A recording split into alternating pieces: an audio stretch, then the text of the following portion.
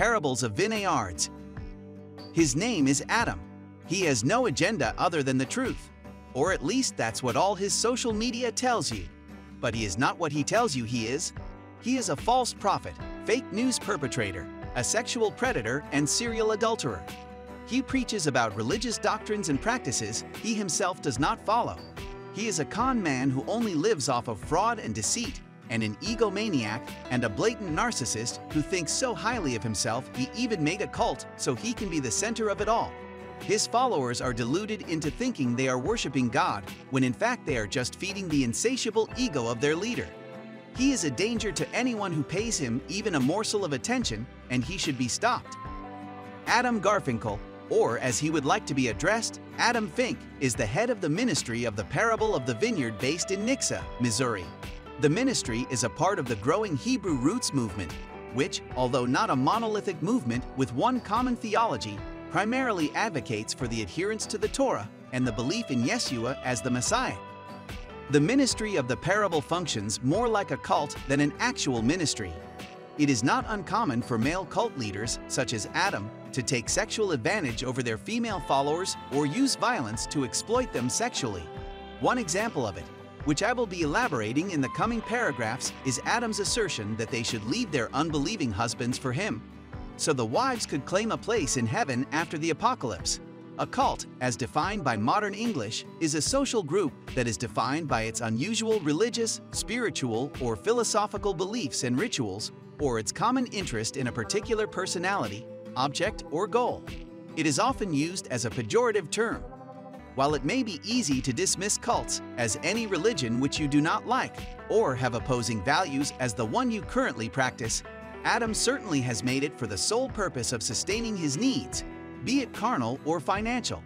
It is not for worshiping or spreading moral values and virtues. His stake in this ministry is not anyone's salvation, but only his earthly satisfaction. His goal is not to save anyone's soul or guide anyone's morality, but fulfill his needs. And as disgusting as it is, the parable is still persuasive enough to lure in a lot of potential victims down Adam's destructive path. Adam preaches about the movement on a lot of platforms and social media sites, but he gained traction on the internet on his YouTube channel, Parable of the Vineyard. He uploads his weekly virtual church and congregation and live streams some of his video discussions, often with guests. But refuting his claims, however outrageous it could sound to some ears, and converting his beliefs are not our objectives this time. Religion is only incidental to the moral depravity he vehemently preaches against on a daily basis.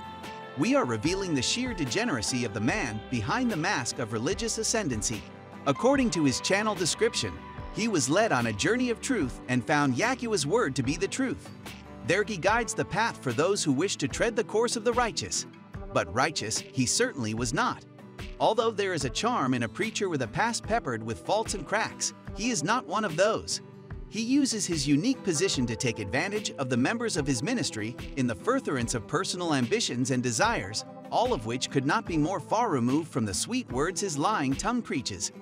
To start to comprehend the abuses this man does daily, we are looking into one of his frequent collaborators on his channel, Justin Best, formerly recognized as Justin from the Christian Truthers. Justin was a full-time Christian minister and Torah teacher for about 4.5 years before undergoing his Christian deconversion. During that time, he tackled a vast array of topics from New Testament apologetics, Old Testament philosophy, prophecies, apostleship, the true community of Israel, the removed books, ancient history, biblical law, and much more.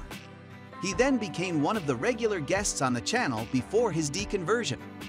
From his extramarital affairs to preaching of false doctrines, he witnessed a lot of the murkier side of the preacher over the course of their collaboration, and after their fallout, he has addressed several of the issues surrounding the cult that is the Parable of the Vineyard that Adam runs. So it's not hard to imagine he caught Adam's attention. From Justin's to several other accounts of Adam's immoral acts, we will be basing our unmasking. We will divide our discussion into two parts. Adam as a false prophet and as an adulterer, in the hopes that it will deter anyone from ever watching any videos from his channel or becoming one of his ministry's followers, or more appropriately, his victims. Adam as a false prophet. Back in 2017, Adam latched onto the idea that the rapture was upon us based on his misinterpretations of the book of Revelations. He had even uploaded several videos regarding this claim which had gotten over 1 million views. He shoved the idea that the biblical end times would occur on September 23, 2017, which would commence the 7-year tribulation. Of course, the earth as we know it is still thriving in 2022, so the conspiracy remained a conspiracy. But that did not hold Adam back from preaching the same falsehood over and over again over the course of 2017 with variations that had also gotten wild every time. From the good all, no one can see the sign that has kicked off the apocalypse to an eclipse occurring over the United States, and over Salem specifically, would be proof of such apocalypse occurring just because there is Salem in Jerusalem. It seemed like Adam has an abundance of fallacies and was not running out thereof anytime soon. Outrageous claims become more outrageous, and his audience lapped it up every single time. Adam pursued this false narrative because it was the subject matter that gave him more traction on YouTube, more views and engagement, which subsequently means monetization and profit. It was getting him coins at that time, so it's natural for him to squeeze out the narrative dry. The well provides until it doesn't. And when people got upset and started realizing that either the rapture Adam was speaking of was not coming or was patently false, he knew it was time to fabricate new lies to survive off of. This is the danger of false prophets and fake news peddlers in general having platforms where they can have the safe space to proliferate their propaganda. There are little to no repercussions to their lies and deception because their abuse of the platform either remains largely unchecked or they have evaded scrutiny due to the large freedom they enjoy on said platforms.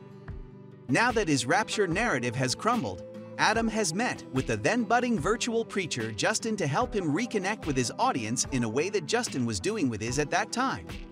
Adam proposed a change in focus in his videos away from his rapture debacle and slowly introduced to his audience the Torah and how the Bible confirms it.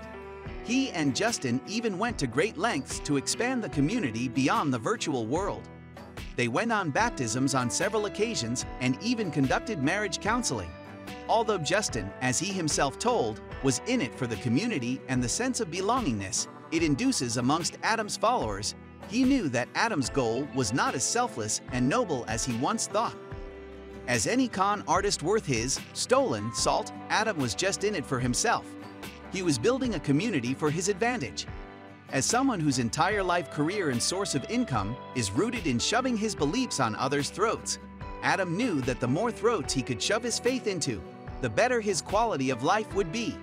Essentially, it's making religion more of a money-making scheme rather than an actual community of people with similar beliefs.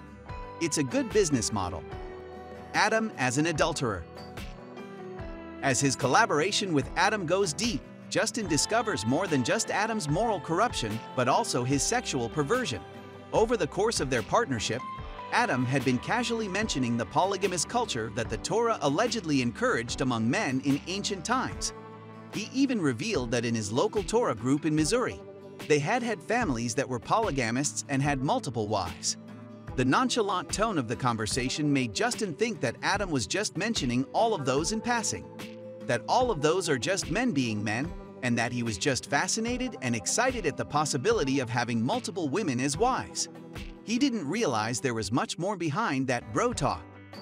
Over the last several years, both during the time of their collaboration and afterwards, Justin has had 4 individual women who came to him who were part of the ministry and divulged that Adam had been saying something to them that was inappropriate, sexually suggestive, and frequently downright perverted. 2 of these women had gotten way deeper into the Adam cesspool and had taken the bait of his perversion and began having serious romantic relationships with him through certain messaging and chatting applications. These women even had unsuspecting husbands while Adam had been flirting with their wives behind their backs.